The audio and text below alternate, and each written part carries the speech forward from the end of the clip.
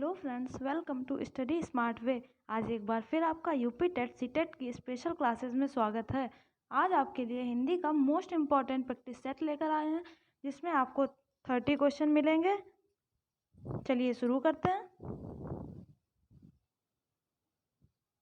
पहला क्वेश्चन आपके सामने है, पंकज शब्द निम्न में से किससे संबंधित है? पंकज शब्द पूछा जा रहा है रूढ़ शब्द, यौगिक शब्द, योग रूढ़ शब्द या इनमें से कोई नहीं। पंकज शब्द पूछा जा रहा है तो पंकज शब्द आपका योग रूढ़ शब्दों में आता है। योग रूढ़ शब्द वे होते हैं जो अपने खंडों से उत्पन्न अर्थ को ना लेकर किसी विशेष अर्थ को ग्रहण कर लेते हैं, वो योग रूढ़ शब्द कहलाते हैं। जैसे पंकज, नीलकंठ, इस तरह के चंद्रशेखर, इस तरह के शब्द होते हैं, वो योग रूढ़ शब्द कहलाते हैं। तो आपका ऑप्शन नंबर 3 सही हो जाएगा। आगे बढ़ते हैं अगले प्रश्न पर। अली, अली शब्द युग्म का सही अर्थ पूछा गया। अली का अर्थ क्या होता है और अली का अर्थ क्या होता है? भौरा या भगवान, भगवान या दुश्मन, सखी या भौरा, भौरा या सखी। अगर आपको इन दोनों में से किसी एक का भी अर्थ पता है तो उससे दोनों के अर्थ समझ में आ जाएंगे। अली का अर्थ होता है भौरा और अली का अर्थ होता है सखी। तो अली और अली, भौरा और सखी, ऑप्शन नंबर 4 सही हो जाएगा। अगले प्रश्न पर बढ़ते हैं। सुबरन शब्द क्या है? सुबरन तद्भव शब्द है, तत्सम शब्द है, विदेशी शब्द है या देशज शब्द है? सुबरन शब्द तद्भव शब्द में आता है। ऑप्शन नंबर 1 सही हो जाएगा।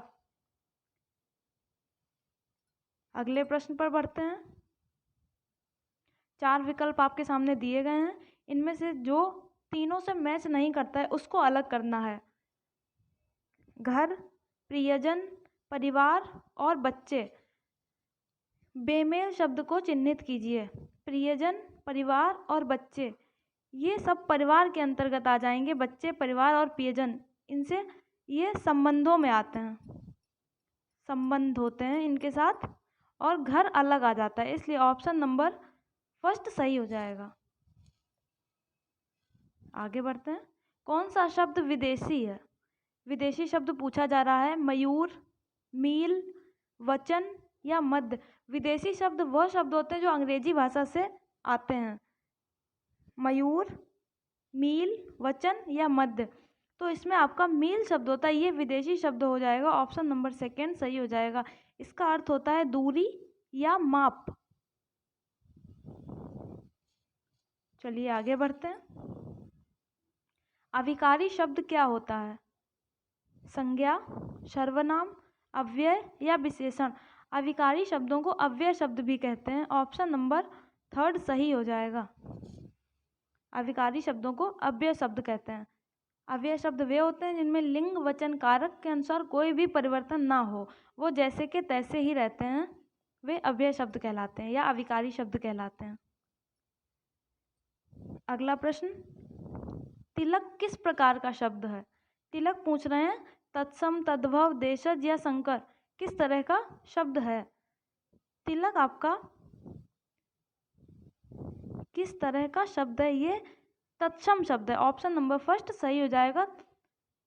तत्सम शब्द वे शब्द होते हैं जो संस्कृत से आते हैं और ज्यों के त्यों ही लिखे जाते हैं, जैसे अग्नि, सूर्य, इस तरह के शब्दों को तत्सम शब्द कहते हैं। अगला प्रश्न, इसमें भी आपको अर्थ बताने हैं। आय का अर्थ क्या होता है? आयु का अर्थ क्या होता है? आयु का अर्थ होता है उम्र, एज, और आय का अर्थ होता है आमदनी या इनकम। तो आप ऑप्शन देख लीजिए, इनमें से कौन सा सही है। ऑप्शन नंबर 1 सही हो जाएगा। आय आमदनी और आयु उम्र। अगला प्रश्न, आपात, आपाद युग्म का सही अर्थ है। आपात का मतलब होता है आकस्मिक घटना और आपात का अर्थ होता है पैरों तक। तो आपका ऑप्शन नंबर 3 सही हो जाएगा, आकस्मिक घटना और पैरों तक। चलिए आगे बढ़ते हैं अगले प्रश्न पर। निम्न शब्द युग्मों के विकल्पों में सही अर्थ भेद का चयन कीजिए। इनमें से इस शब्द का जो अर्थ सही है उसका चयन करना है। वदन और बदन, बादल और चेहरा, शरीर और बदन, शरीर और चेहरा, या देह और वेद। वदन का अर्थ होता है शरीर और वदन का अर्थ होता है चेहरा या मुख। तो आपका ऑप्शन नंबर 3 सही हो जाएगा। अगला प्रश्न क्या कहता है? समोच्चारित भिन्नार्थक शब्दों में अवलंब और अविलंब का अर्थ पूछा गया है। अवलंब और अविलंब, शीघ्र या सहारा, सहारा या शीघ्र, आश्रित या जल्दी, या उपयुक्त में से कोई नहीं। अवलंब का अर्थ होता है सहारा और अविलंब का अर्थ होता है जल्दी, जल्दी, शीघ्र। तो आपका ऑप्शन नंबर 2 सही हो जाएगा, सहारा और शीघ्र। ये अवलंब और अविलंब कई बार एग्जाम में पूछा जा चुका है, इसलिए आपसे पूछा गया है। तो आप अच्छे तरह से देख लीजिएगा, पढ़ लीजिएगा, समझ लीजिएगा और नोट कर लीजिएगा। वाक्य में जहाँ अर्ध विराम की अपेक्षा कम रुकना पड़ता हो वहाँ क्या प्रयुक्त होता है? अर्ध विराम से भी कम कहाँ रुकना पड़ता है? पूर्ण विराम में, अल्प विराम में, उद्धरण चिन्ह में, या उपयुक्त सभी में। तो आपको बता दें, अर्ध विराम की अपेक्षा कम अल्प विराम में रुका जाता है। तो ऑप्शन नंबर 2 सही हो जाएगा। इसको कॉमा भी कहते हैं। अगला प्रश्न क्या कहता है? लाघव चिन्ह का प्रयोग किस शब्दों में किया जाता है?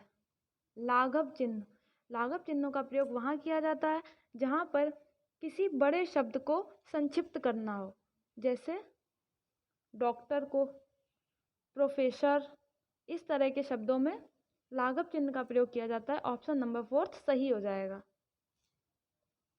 अगला प्रश्न, किस तरह के वाक्य में सही विराम चिन्हों का प्रयोग हुआ है? आपके सामने 4 ऑप्शन दिए गए हैं, इसमें आपको बताना है किस वाक्य में सही विराम चिन्ह का प्रयोग किया गया है। अन्याय, अन्याय, सरासर अन्याय, अन्याय, अन्याय, सरासर अन्याय। तो ये आपके 4 वाक्य दिए गए हैं, इसमें आपको बताना है। तो ये आपका ऑप्शन नंबर 3 सही हो जाएगा। इसमें आपके सही विराम चिन्हों का प्रयोग किया गया है। इसमें जहाँ पर विवाद, घृणा, इस तरह का भाव आ जाता है वहाँ पर विराम चिन्ह का प्रयोग किया जाता है। तो ऑप्शन नंबर 3 सही हो जाएगा।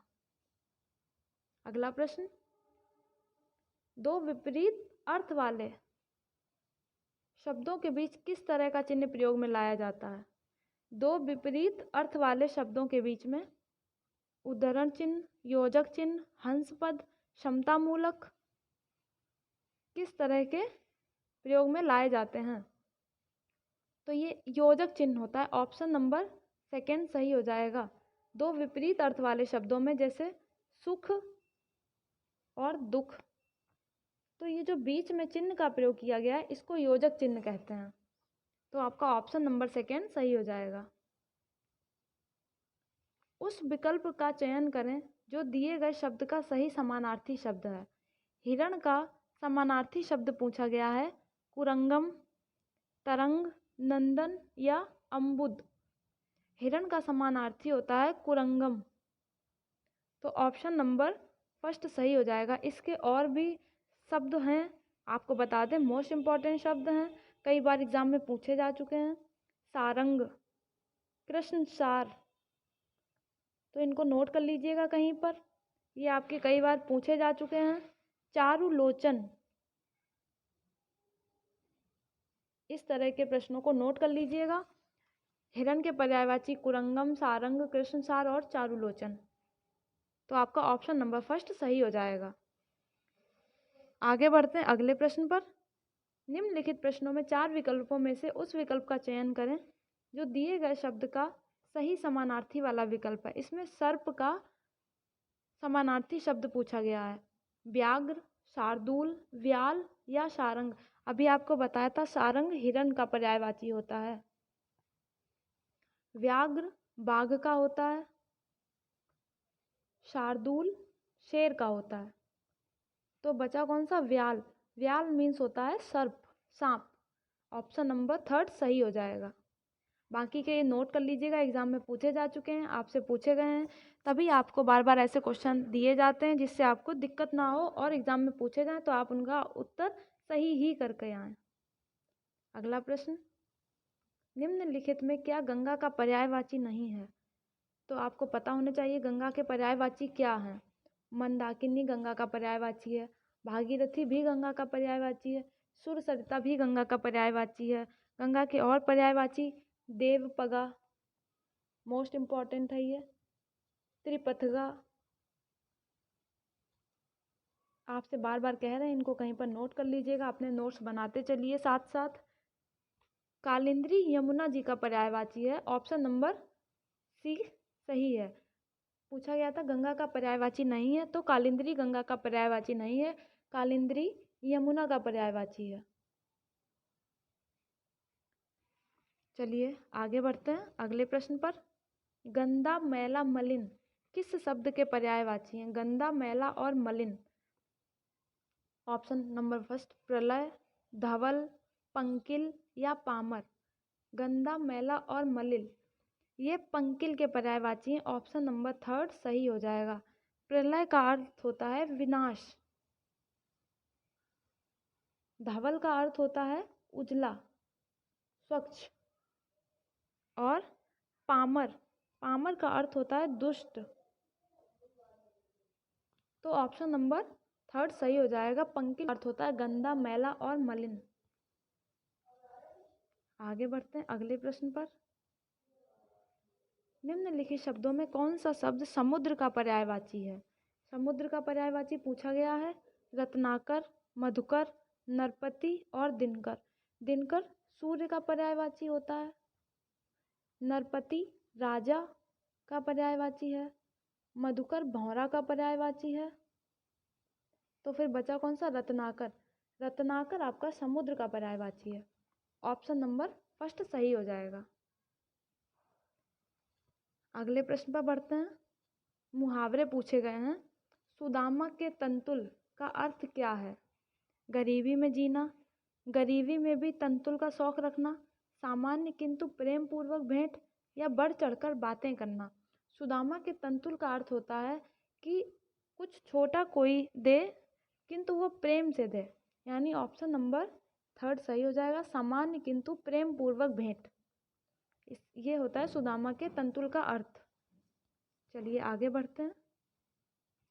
खरी मजूरी चोखा काम, यानी जिस तरह की मजदूरी उसी तरह का काम, कार्य के अनुरूप वेतन। तो आइए देखते हैं इसके लिए कौन सा अर्थ सही हो जाएगा। लोग मजदूरी की परवाह करते हैं, कार्य की नहीं। पूरी मजदूरी देने पर अच्छा कार्य होता है। साधारण काम के अधिक पैसे मांगना, या बिना काम के दौलत चाहना। तो इसका अर्थ है पूरी मजदूरी देने पर अच्छा कार्य होता है। ऑप्शन नंबर बी सही हो जाएगा।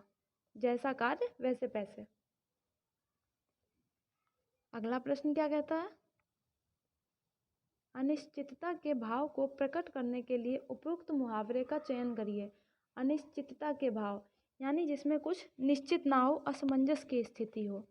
बंद मुट्ठी में क्या है, पर्दे के पीछे कौन है, ना जाने भाग्य में क्या है, ना जाने ऊँट किस करवट बैठेगा।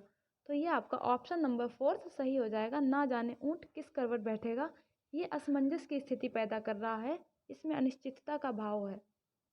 तो ऑप्शन नंबर फोर्थ सही हो जाएगा। आगे बढ़ते हैं। प्रायः निर्दलीय सत्तारूढ़ दल में सम्मिलित होकर लाभ उठा लेते हैं। उपयुक्त मुहावरे के लिए सर्वाधिक उपयुक्त मुहावरा क्या होगा?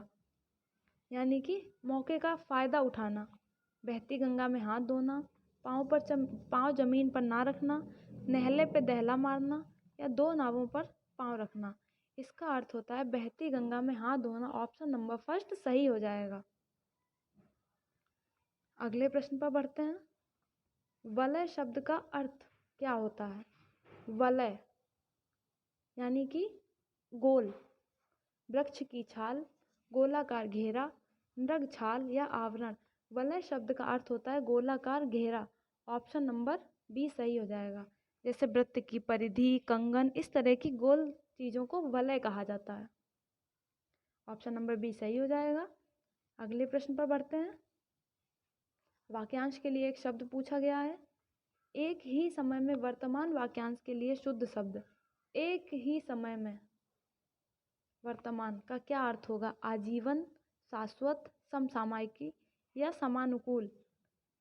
तो ये हो जाएगा समसामयिक। ऑप्शन नंबर थर्ड सही हो जाएगा। समसामयिक यानी कि वर्तमान समय का समकालीन।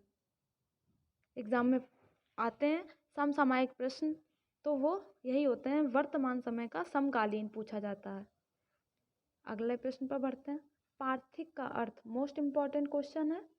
पार्थिक का अर्थ क्या है? जिसका संबंध मनुष्यों से हो, जिसका संबंध प्रथा से हो, जिसका संबंध ईश्वर से हो या जिसका संबंध पृथ्वी से हो। पार्थिक पृथ्वी से जुड़ा हुआ यानी जिसका संबंध पृथ्वी से। ऑप्शन नंबर फोर्थ सही हो जाएगा। अगला प्रश्न, अरण्य चंद्रिका का अर्थ क्या होता है? अरण्य चंद्रिका, अरण्य चंद्रिका का अर्थ ऐसी चंद्रिका जिसे देखने वाला कोई ना हो। जंगल की सुंदरी, जंगल में मंगल, निष्प्रयोजन पदार्थ या निरर्थक बनाव श्रृंगार। ऑप्शन नंबर फोर्थ सही हो जाएगा। निरर्थक बनाव या श्रृंगार नहीं, जिसे देखने वाला कोई ना हो, अरण्य चंद्रिका कहलाता है। चलिए आगे बढ़ते हैं। गिरा हुआ शब्द के लिए एक शब्द। गिरा हुआ, पतित, लुंठित, धराशाही या पाल्क। गिरा हुआ शब्द होता है जिसका नैतिक पतन हो गया हो, यानी कि पतित। ऑप्शन नंबर फर्स्ट सही हो जाएगा। गिरा हुआ जिसका नैतिक पतन हो चुका है वो पतित कहलाता है। ऑप्शन नंबर फर्स्ट सही हो जाएगा।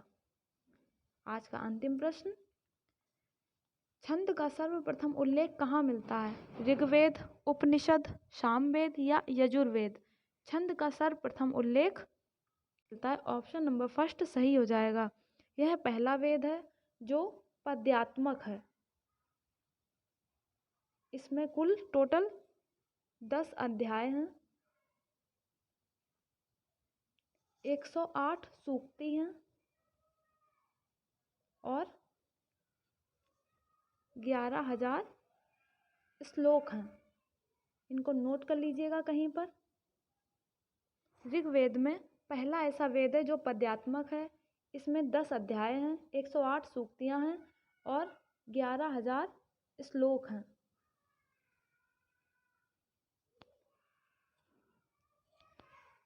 यानी कि मंत्र हैं 11,000।